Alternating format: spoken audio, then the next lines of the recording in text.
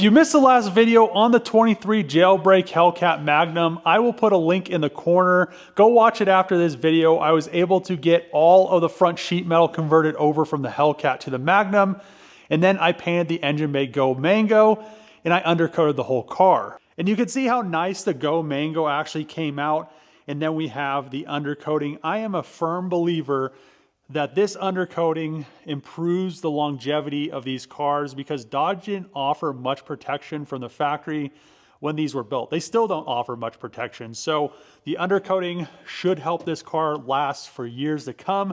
But before I can throw any of the drivetrain in the car, I need to convert this upper cowl. So the issue is, and a lot of people don't do this, and they don't worry about these bolting in.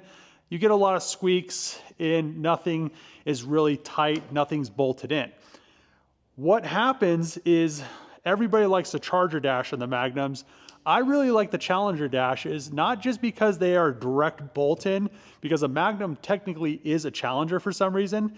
Everything about it says Challenger. Everything from a Challenger almost bolts into the car. But if you want to run a Charger dash, you have to convert the upper cowl. The issue with that is there isn't a compatible cowl. The Chargers and the 300s are a totally different design, and then the Challengers on the upper cowl are a totally different design. So you can't really use a Challenger one because it would be pretty much the same as this, and the dash still won't bolt in. So as you can see right here, the bolt holes for this support are further over like they would be on a Challenger. And then on the Charger, they come over, the 300s, they come over, and then you don't have any of these pickup points. So this is, so the dash would bolt in, and it's missing over here.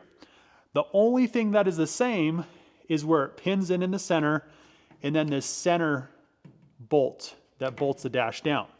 So really, most people are probably just bolting that down right here and calling it a day, but even then, this dash support isn't in the correct position because it's actually hitting on this bracket. It should go further in.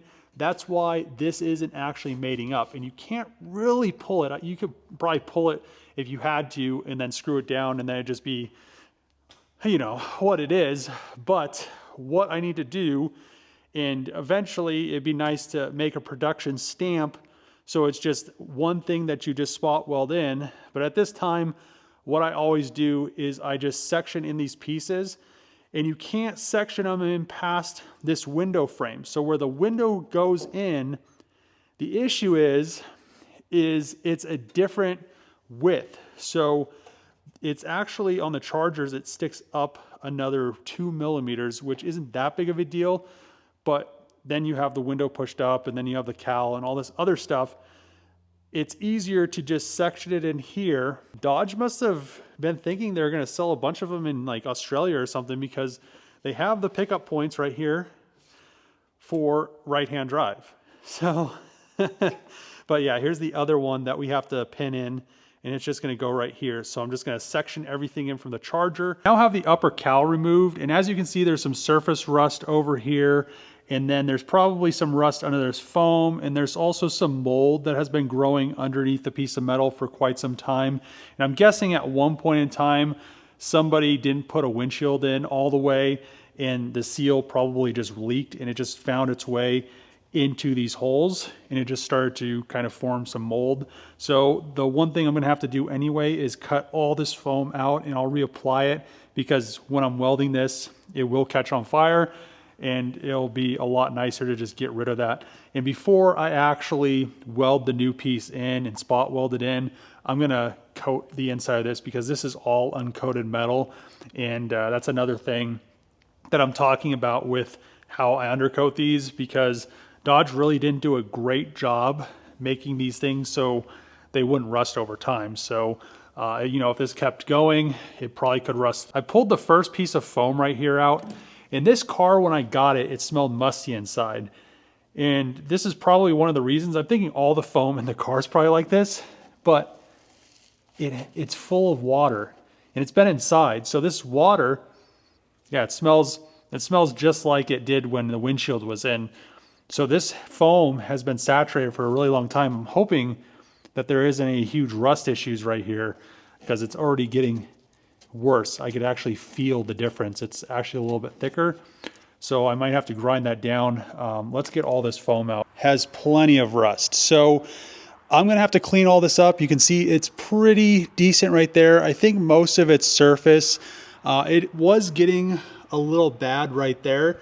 You can see right here where it's a little bit darker color. It's gone through a few layers, so I'm gonna clean this up.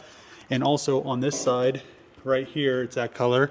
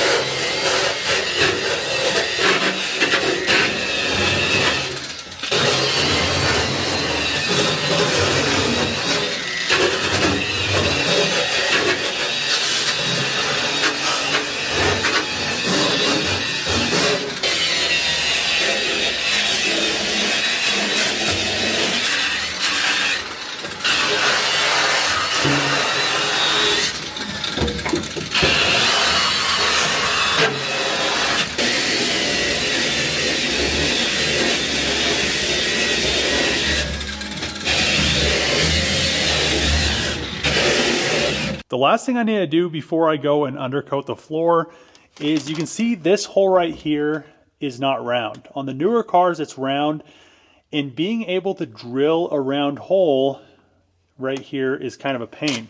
So there's a few issues with this. One, I have a piece that I designed and 3D printed, and it's a guide, and it just pops right in. That's nice. The only issue is that hole holds in your wiring, holds in a clip, and it's a little bit under 2 inches, and the closest hole saw you can get is 1 3/4 inches.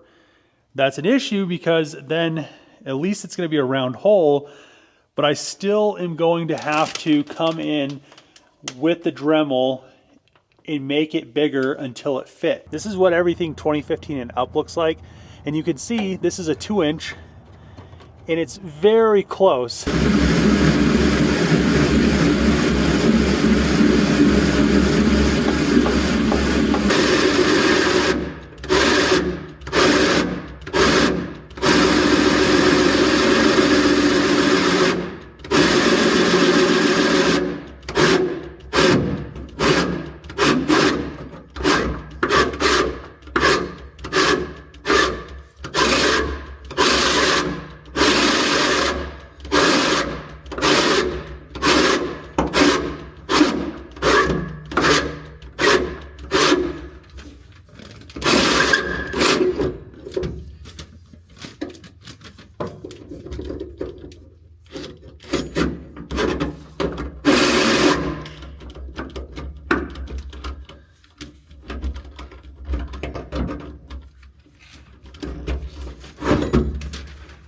Hole. Perfect hole. And now I have the perfect hole. And how I did that was, instead of using 1 3/4 inches, you can see this says 2 inches barely. I just put it on the drill, spun it, used my grinder with a 60 grit disc, and just clearanced it until it fit into the hole. I've never tried this before, but I'm going to keep this hole saw as my hole saw to cut holes when I do these, because I'm probably going to be doing a bunch of them anyway. But now, perfect hole, one cut, don't have to worry about it, don't have to use a Dremel or whatever to make the hole wider, and the 3D printed piece works very well. I'm actually thinking about making those out of something that's like metal, or maybe making a pilot that goes into a drill like this for a hole saw, so people could buy them. They'd probably, if I made them out of some some 4130 steel, it's not that big of a part, but all the pieces probably would be, and I could probably also clearance these for people, but all the pieces would probably end up being like $100-$150. And every time I make stuff to sell people for Magnums, they're always like, well, that's too expensive. Well, and then get your calipers out, make your own piece, 3D print it, make it out 4130, and then provide a hole saw and everything. But probably $150, and then people wouldn't have to have these janky holes. I know most of the people just lay the plug on top and don't even have it press in. I've seen that quite a bit on these. So now I'll vacuum out those pieces of metal, finish masking everything off. I need to mask the transtunnel since we have that painted now.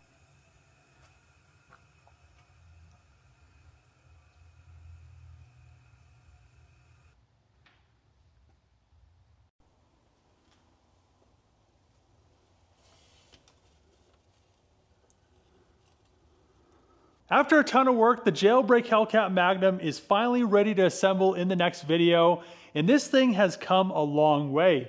When I first got it, it seemed like it was in a flood or something where a lot of water sat inside of it. It smelled really musty, it smelled moldy, and now with the undercoating in there, the undercoating underneath, you're not gonna have to worry about those smells. And especially because Magnums, every single one I've gotten, nobody has really taken care of them their whole life. So they just are just completely disgusting once you pull the seats out of it, especially the back seat. This one had all kinds of nasty stuff underneath the seat, and it just, in the spare tire well, and this one also had some rust starting that I fixed in it, and then it had rust underneath the cowl piece that the dash bolts into. So I fixed all that stuff, which is great. Engine bay is painted. I also went ahead and I painted all of the hardware. The hood hinges are painted. The hardware is painted, as well as all of these brackets that usually don't get painted. The nuts, I painted those as well. And then the back brackets, these really don't get painted because they are just behind and the hood hinges bolt to them.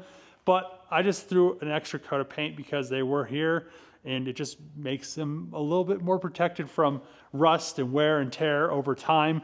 And this thing, just from what it was to what it is now, is just a huge difference. I mean, it looks so much nicer than it did before. In the next video, I'm directly going to just drop everything out of this Jailbreak Hellcat Magnum and bolt it all, will bolt in now into this Magnum. But I also have a few things for the Magnum that I need to convert, or not really convert, but paint. So originally I used to use the SEM stuff on these plastics because they're either gray or they're tan. In either way, they don't look really good. So all the bottom stuff that's plastic, I'm gonna do in Cerakote now. It's gonna be the same process as doing Cerakote with metal. You pretty much just etch it with 100 grit aluminum oxide. On plastic, you are a little bit more gentle, but the great thing about Cerakote is it's not gonna really scratch as easy. I mean, it still will scratch if you throw something really hard in there and it actually gouges the plastic, you'll see it, but just wear and tear, it's gonna last a lot longer. The SEM stuff, I mean, you could get your fingernail in there and you could run it across there and it just peels off of the plastic. So this will be really nice because all these plastics need to be black. Piece of plastic right here is gonna be black suede. And then the same thing with all these pillars. Anything that's above here will just be black suede. And then everything that's lower is going to be Cerakoted in black. And it just is really nice because then everything will be nice and clean, new. One thing I am going to do is I will clean up these back. On mine, I didn't put any of these little sound deadening silencers over the wheel wells. My car, I have the Harman Kardon sub from the Challenger in it. This one, I'm probably just going to put the factory charger. There is a piece of foam. This one is pretty destroyed, but I have a good one with a good air pump. So I'll put that one in here and just be all like factory back here too. And then the flooring, I'll keep all the Magnum stuff. The only bad thing is I'm gonna try to pressure wash these, but they're not in the best shape. They're pretty scroungy. And then that one is not black. Besides a few things like wrapping everything in suede and Cerakoting all the plastics, I really don't have much left to do on this car. There is a few things that I'm gonna have to do wiring wise, wire up the hatch, wire up the doors. I'm probably gonna dedicate a video to just the door wiring and the hatch wiring because it really hasn't been well gone over on any YouTube channel. I did a kind of a small video showing people what motors worked and which ones didn't for the doors, but I think I'll do a whole wiring video. I also have found plugs that fit in the Magnum's holes.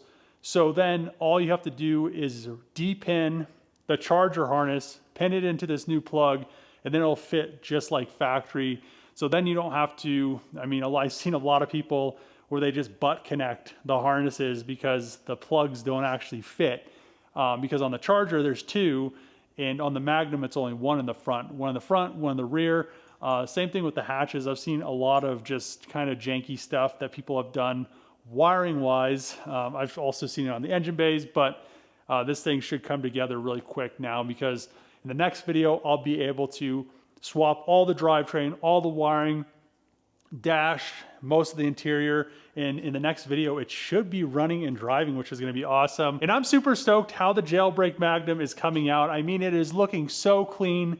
I cannot wait to see this thing running and driving in the next episode. If you like these videos, make sure to click that subscribe button, throw a thumbs up, share with a friend, throw a comment below, and as always, see you guys next time.